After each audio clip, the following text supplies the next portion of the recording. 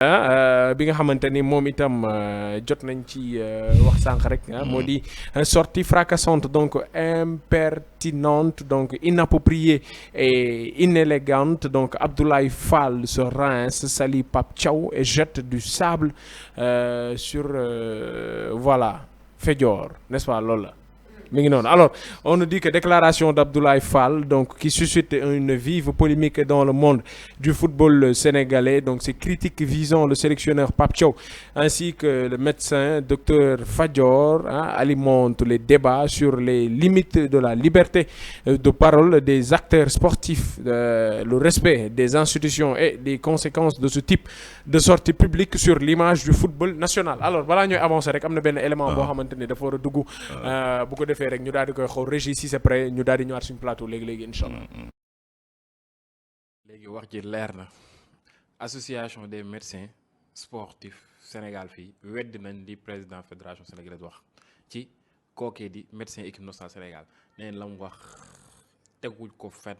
médecin boobu noonu yamul ci gynécologue rek def na formation gynécologue mais aussi médecin la naka nga sànq maa ngi doon leeral comme quoi que moom wax na ne 4e année si la spécialisé ci wàllu médecine sportif. médecin la ba pare am na parcours bu rafet bu riche doonoon na ancien médecin chef du département kinésithérapie foofee ca hôpital Fann doon médecin football natation cyclisme ak handball yamaatuñ foofu doonoon médecin chef équipe nationale Sénégal li ko dalee 2017 ba ni ñu toll nii jamono ñu toll nii presque 10 ans mu def ci lu tolloog 5 CAN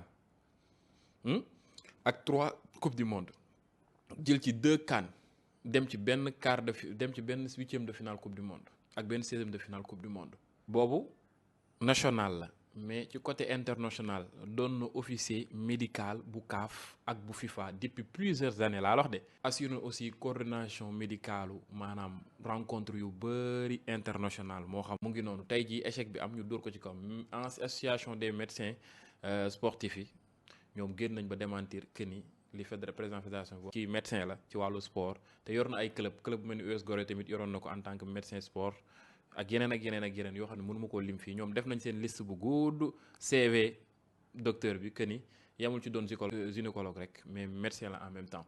léegi nag lan moo amoon importance su génnee information boobu monde entier ñëpp dañu ko mbalagee monde entier actuellement ñu koy mbalagee importance su génnee information bi laa bëggoon xam uniquement ngir bëgg lu neex sénégalais ngir jël responsabilité teg ko sa ndodd dóor ko ci kaw médecin beeg Pape Thiaw et c'est vraiment malheureux monde entier ñëpp ivoiriens yi marocains yi ñëpp ak ñuy mbalak ku ne ngi taf photo boobu di def vidéo duñu kaañ ce médecin là ne mérite pas ça dafa am ay njaboot ak lim rayante ngir Sénégal demoon na ba joueurs yi ndeysaan bu ñu daan def seen discours sax dañ koy remercier tey jii moom lañ teg lii quoi lépp ak sunu fédération vraiment li gàcce la vraiment.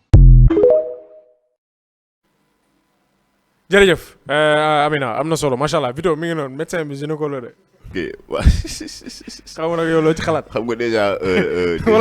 waaw c'est-à-dire que la sortie du président vétérinaire la quoi. waaw gis nga yéeme na de en tout cas polémique yi bëri na xam nga c'est-à-dire que la sortie du président de la fédération Abdoulaye Fall mën nañu wax ni a créé xam nga une vive polémique.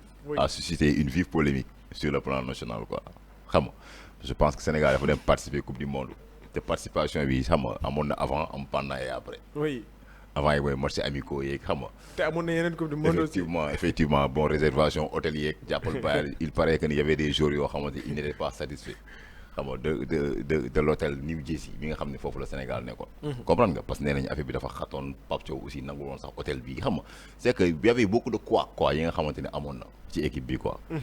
xam nga te xam nga problème interne moom bu yàggee rek dafay externe. xam nga ba pare aussi y avait ce qu'on appelle de la frustration bi nga xam ne dafa amoon envers le coach mu nekk loo xamante ne man je l'ai beaucoup déploré en tant qu'un Sénégalais parce que Pape Thiaw ak Aliou Cissé comprendre nga ils doivent être honorés ils méritent d'être honorés. c'est effectivement ça. par le président de la République du Sénégal xam nga lu tax. xam nga li ñaar mérité nañ ordre national du mérite. ndax dañu def lu kenn deful. mérité nañ ce qu'on appelle légion d'honneur bu fekkee sax titre yooyu laa mën a tudd.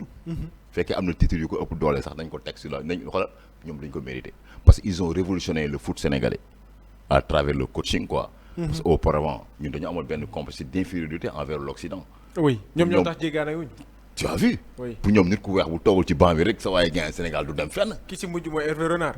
Hervé Renard ba léegi mu ngi taxaw léegi di postuler ne dafa bëgg a jël Sénégal. waaw j'ai entendu des Sénégalais ñu naan pourquoi pas Hervé. mais moom bu fekkente ne jël nañ ko ñu fay ko li ñu laaj. Oui. te loolu mooy te joxuñu ko Pape Thiaw ça sera benn affaire boobu ni ségrégation la. non écoutez xam nga tey y a des fils sénégalais yi nga xamante ne tey ñu ngi en Europe di liggéey di fa daan seen doole ñu leen di fay comprendre nga kon pourquoi pas tubaab war na mën a jógee bitim réew aussi ñëw suñu réew liggéey ñu fay ko. loolu yoon la parce que y a ce qu'on appelle la mondialisation loolu foog mu am ala kulli xaal. foog mu ñu di jógee fii dem fee di daan seen doole c'est-à-dire que man soxorewuma benn tubaab pour mu yor équipe nationale bi. mais xam nga tey don de soi pour la patrie dañ ko woote une souveraineté. C'est que avant kenn du ñu gëm ñu ñëw war a gëm suñu bopp ba pare. te je pense bien que ni Pape Thiaw ak Aliou Cissé ils ont beaucoup fait maanaam le cordon ombilical sportif bu lié woon entre Sénégal ak France sax ci bëri dañ ko dagg sur le plan coaching parce que xam nga boss dafa am chef am management ñaar yëpp nag ñetti yëpp dafa am benn boo xamante ni xam nga boo nekkee chef nekk boss xam nga ba pare nekk un très bon management day am solo dafay am solo mais boo nekkee boss uniquement rek ça ne suffit pas.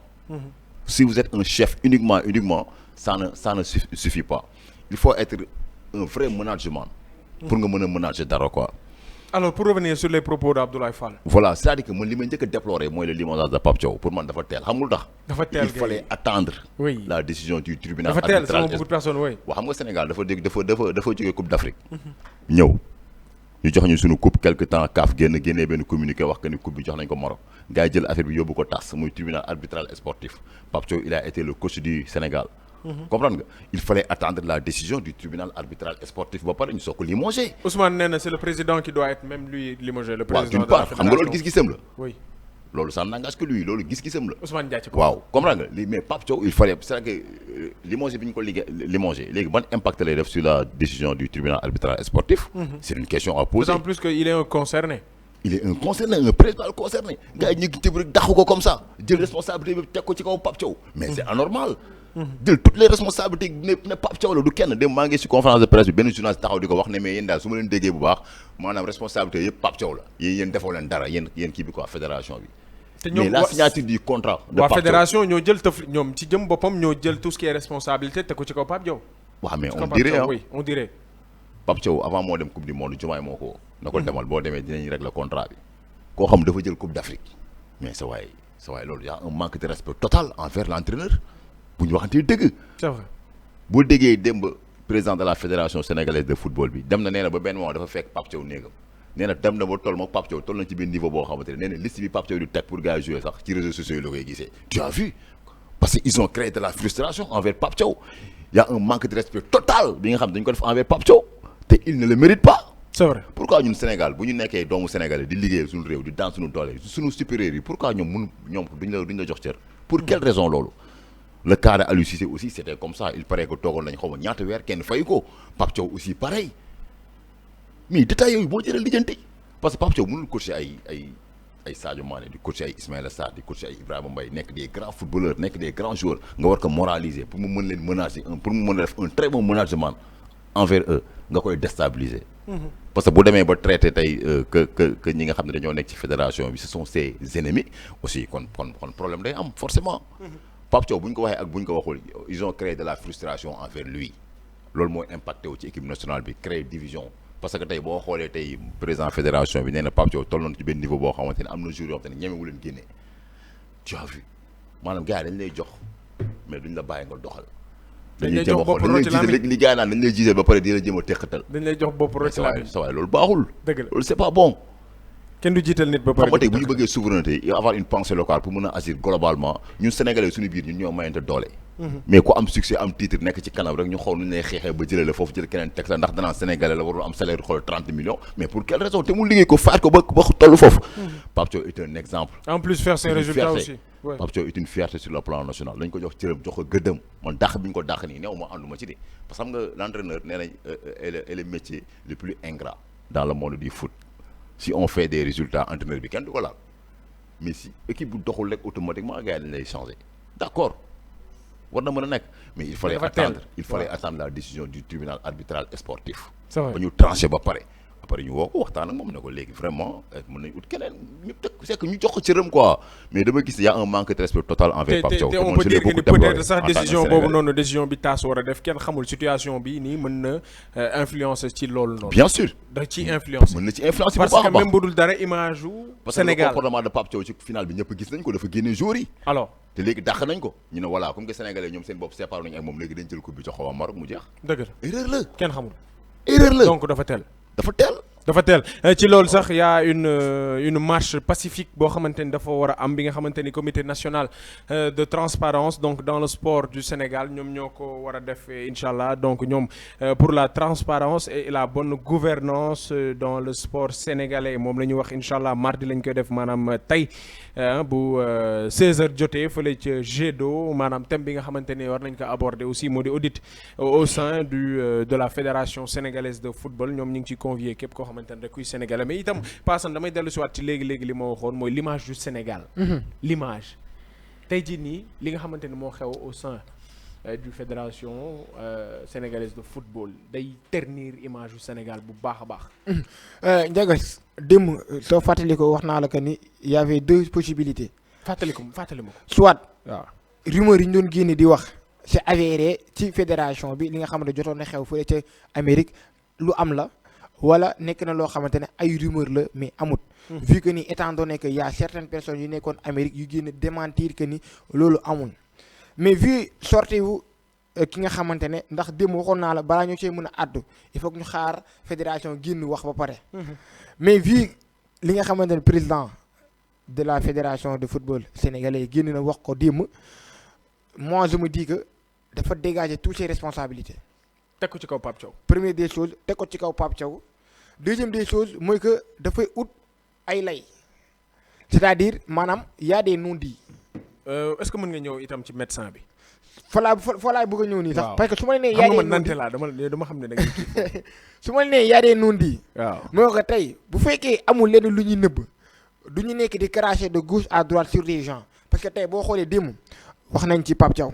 Régis bu dee image boobu mën na ñëwaat. deuxième des choses ñu ñëw ñu wax ci ki nga xamante ne tey mooy médecin bi alors que médecin bi nga xamante ne moom la ñu yóbbu amul lenn lu ñu ko war a mën a reprocher amul lenn lu ñu ko war a mën a reprocher maintenant lan la fédération bi di reprocher médecin ba tey jii nii ñuy wax que ni moom du médecin gynécologue la alors que ki nga xamante ne tey jii nii moom la ñuy taxé de gynécologue qui n'est pas médecin dafa am benn parcours bi brillant sànq gis nañ suñu naataango bii di Pape Assane Gueye wax ko mu nekk koo xamante ne sur le plan national il a eu à servir le Sénégal sur divers sports que ça soit muy ci basket bi natation bi ci handball bi.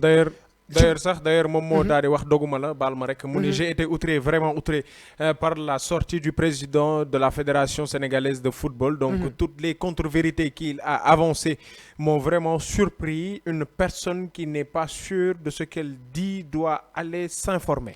Voilà moo tax ma ne la y a des non-dits. Oui parce que boo xoolee communication président bi dañoo bëgg orienter le débat ci leneen loo xamante ne du wax ji du foofu. dafa jànnaxe kon.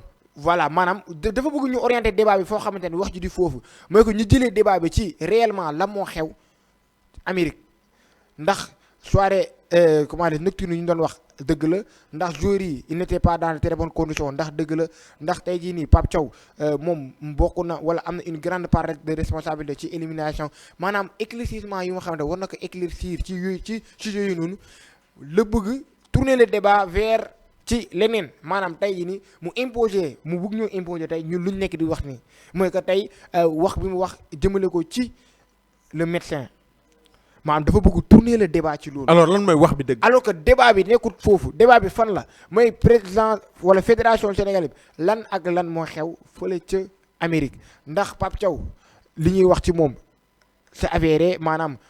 même bu fekkee ñun xam nañ ne que c'est avéré mooy que ni amuloon contrat te contrat bi ci ñëwuluñu ko woon contrat. Deuxième des choses prime des joueurs yoo xamante ne mooy prime de qualification bi ndax joueurs yi jot nañ ci waaw wala déet ndax ñu doon wax ni joueurs yi jotuñu ci seen prime de qualification. Troisième bi mooy les soirées nocturnes yi nga xamante ne ñoo ko doon wax ndax am na wala amut ndax joueurs yi il était dans de très bonnes conditions psychologiques ndax démb waxoon naa ko fi conditions psychologiques mais aussi des conditions physiques xamuñu ba tey. président fédération bi andiwu ci benn leeral da doon tergiverser ci li mu doon wax cela veut dire que maanaam il y a des non-dits yoo xam ne tey jii nii sénégalais yi war nañ cee am ay leeral moo tax tey j'apprécie tellement tey comité de transparence bi marche bi nga xamante ñoo ngi koy def pour exiger à la fédération sénégalaise ñu def benn audit pour mun a xam bu baax a baax lan moo xew Amérique exactement. ndax dafay jouer ci l'avenir du football sénégalais. et l'image aussi. et l'image du football te sénégalais. en même temps comme li Vito wax li nga xamante ne moo di décision TAS lii daf koy affecté wala da koy influencer. non dafay influencer li nga xamante te maanaam tey jii nii. du ñu réfléchir quoi ça va. décision TAS aussi bu génnee dina influencer aussi l'avenir du président de la fédération. ndax tey TAS bu génnee jël coupe bi wala jël titre champion d'Afrique bi attribué ko Maroc. c'est de kon notre tey jii nii fédération bi am na ci une grande part de responsabilité donc il va falloir que tey ñu xoolaat bu baax a baax comment faire pour réorganiser la fédération de football sénégalais là parce que bii nii du lii mooy war a demaat compétition internationale. lii ces détails là yi nga xam ne tey jii moo am fële ci coupe du monde bi waruñu ko vivre at ci yeneen compétition internationale il va falloir qu'on règle le problème dès maintenant ñu situer les responsabilités ku nekk nga jël say responsabilités ñu xam ñu wax sénégalais la moo xew exactement Amérique pour à ce que tey jii di ñi nga xamante ne ce sont les fautifs ñu dàq leen indi fi des personnes compétentes pour tey jii ñu mën a mettre nos joueurs dans de très bonnes conditions. très bien merci beaucoup alors Régis s'il te plaît desal si cadrage bi noonu rek ci Paasan s'il te plaît rek Régis même ma cadrage bi si Paasan tuuti rek même Paasan defal nii defal nii Paasan Vito xool ko dégg defal nii daanaka la. non mais defal nii yi nga baaraam Paasan bi kii mooy kilifa gu mag a mag gi. kilifa gu mag